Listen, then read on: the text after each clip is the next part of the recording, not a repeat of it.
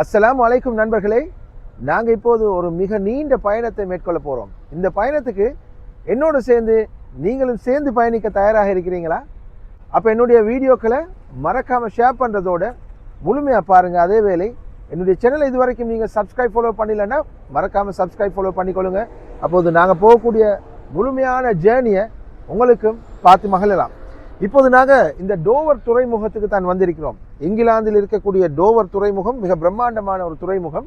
இந்த பக்கம் டோவரிலிருந்து அந்த பக்கம் இருக்கும் பிரான்ஸுக்கு போக போகிறோம். பிரான்ஸுக்கு போய் அங்கிருந்து பல நாடுகளை கடந்த கிட்டத்தட்ட 3000க்கும் அதிகமான மைல்களை தாண்டிய ஒரு மிக நீண்ட பயணத்துக்கு தான் உங்களை அழைத்து செல்ல போகின்றேன். நாங்கள் போகக்கூடிய ஃபெரி இந்த டெர்மினலுக்கு தான் வருகிறது, நம்பர் 9. இப்போ நாங்கள் ஃபெரிக்கு தான் காரை ஏற்றுறோம்.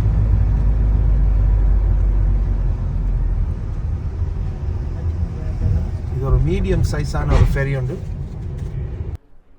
நண்பர்களே, இப்போது நேரம் 3:30 மணி. இந்த ஃபெரி மெல்ல மெல்ல பிரான்ஸ் பக்கத்துக்கு நகர்ந்து கொண்டிருக்கிறது. நானும் என்னுடைய குடும்பமும் இந்த டெக் 9 என்று சொல்லக்கூடிய 5வது மாடியிலே சென்று கொண்டு வந்த சாப்பாடுகளை எல்லாம் சாப்பிட்டு ஒரு டீயையும் அடிச்சுட்டு தான் உங்களோடு கொஞ்சம் உறவாட நான் மீண்டும் டெக் 8க்கு வந்தேன். நாங்கள் வரும் வழியில் இங்கிலாந்து பிரான்ஸுடைய மெச்சையும் பார்த்து கொண்டே வந்தோம். Come on England! England ஜெயவேவா! Well done England! நீங்களும் பார்த்திருப்பீர்கள், சூப்பர் கேம். உண்மையிலேயே இங்கிலாந்து அன்று அர்ஜென்டினாவோடு இந்த அளவுக்கு விளையாடி இருந்தார்கள் என்றால் இன்றைக்கு இங்கிலாந்து ஃபைனலில் என்ன செய்ய, எல்லாம் நேரம்தான். அல்லாஹ் தஆலா நாடியது தானே நடக்கும். சரி, நாளை ஸ்பெயினுடைய அணி வெற்றி பெறுமா அல்லது அர்ஜென்டினா வெற்றி பெறுமா என்பதையும் கூட ஆவலாக எதிர்பார்த்து தான் நாங்கள் இரவு நேரத்தில் இங்கிலாந்திலிருந்து புறப்பட்டோம். அப்போது அடுத்த நாள் பகலாகும் போது ஜெர்மனியை போய் சேர்ந்து விடலாம். அப்போது எங்களுக்கு ஒரு நாள் ரெஸ்ட் எடுத்து ஸ்பெயின் அர்ஜென்டினா மேட்சையும் பார்த்துவிட்டு நாங்கள் போகக்கூடிய மற்றைய நாடுகளை நோக்கி பயணிக்கலாம் என்ற ஒரு திட்டத்தில் தான் பயணித்துக் கொண்டிருக்கிறோம். இரவில் போவது ஒரு வகையில் லேசான காரியமும் தான். இன்னொரு வகையில் இரவு நேரத்தில் பயணிக்கும் போது, நீண்ட தூர பயணங்களின் போது பிள்ளைகள் தூங்கி கொண்டு வருவார்கள், வாகன நெரிசல்கள் குறைவு. இப்போ சமராக இருக்கிறதுனால, சூடாகவும் இருக்கிறதுனால இரவில் பயணிப்பது இதமாக இருக்கும். அந்த அடிப்படையில் தான் நாங்கள் இரவு நேர ஃபெரியை நாங்கள் புக் பண்ணியிருந்தோம்.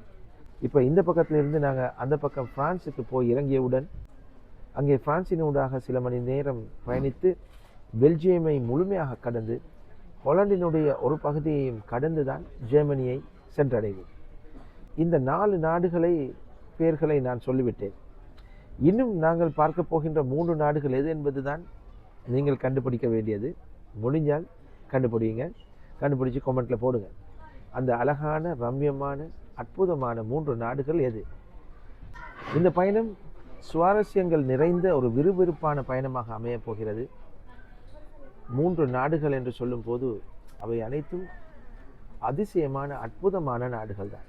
அந்த நாட்டினுடைய கலாச்சாரம், அந்த மக்களுடைய வாழ்க்கை, லைஃப் ஸ்டைல், சில ஹிஸ்டரி சம்பந்தப்பட்ட இடங்கள், அழகான அற்புதமான காட்சிகள், வல்ல இறைவனுடைய அத்தாட்சிகளாக திகழும் பல அற்புதமான இடங்கள் என்று உங்கள் கண்குளிரும் காட்சிகளாக உங்களுக்கு தொகுத்து வழங்க நான் ஆவலாக இருக்கிறேன். நாங்கள் பார்த்து மகிழும் அதே வேளை நீங்களும் அவற்றை பார்த்து மகிழ வேண்டும் என்ற நோக்கத்தில் நான் காணும் உலகத்தை உங்களுக்கும் காண்பிக்க ஆசைப்படுகின்றேன்.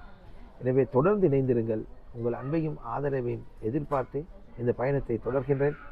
எனவே இன்ஷா அல்லாஹ் எனக்காக இந்த பயணத்தில் எந்த விதமான ஆபத்துகளும் பிரச்சனைகளும் இல்லாமல் பத்திரமாக போய் வருவதற்கு எனக்காக நீங்கள் துவா செய்து கொள்ளுங்கள். வல்ல இறைவன் இந்த பயணத்தை லேசாக்கி தர வேண்டும் இன்ஷா அல்லாஹ்.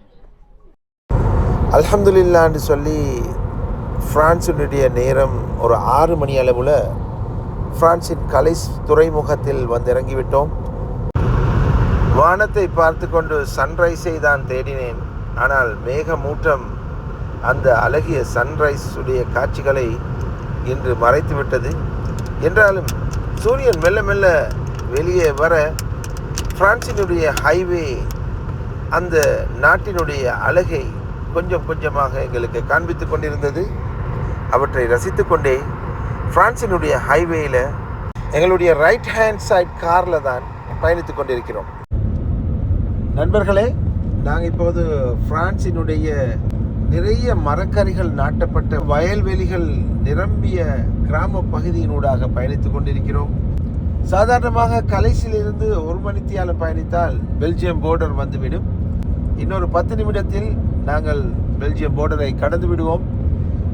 பெல்ஜியத்தில் ஒரு 2.5 மணித்தியாலத்துக்கு மேலே ஓடியதும் ஜெர்மன் போர்டர் வந்துவிடும். அந்த ஜெர்மன் போர்டர் அருகில் தான் நான் ஏற்கனவே கூறின அந்த 3 border பாயிண்ட் இருக்கிறது. பெல்ஜியம், ஹாலண்ட், ஜெர்மனி 3 நாடுகளும் ஒரே புள்ளியில் சந்திக்கும் அந்த தளத்தில் இருந்து தான் உங்களுக்கு அடுத்த வீடியோ காட்சியை காண்பிக்க இருக்கிறேன். எனவே அடுத்த வீடியோவில் 3 நாடுகளும் ஒரே புள்ளியில் சந்திக்கும் அந்த பாயிண்டில் இருந்து உங்களை சந்திக்கின்றேன். அந்த இடத்திலிருந்து நாங்கள் தொடர்ந்து பயணிக்கவிருக்கும் அந்த விறுவிறுப்பான 3 நாடுகளும் எது என்பதை உங்களுக்கு தெரியப்படுத்துகின்றேன். அதுவரை உங்கள் அனைவருக்கும் அன்பு சலாம் கூறி விடைபெறும் நான் உங்கள் அன்புக்குரிய நண்பன் நஸ்ரின் நிசாமுதீன். அஸ்ஸலாமு அலைக்கும். மீண்டும் சந்திப்போம் நண்பர்களே.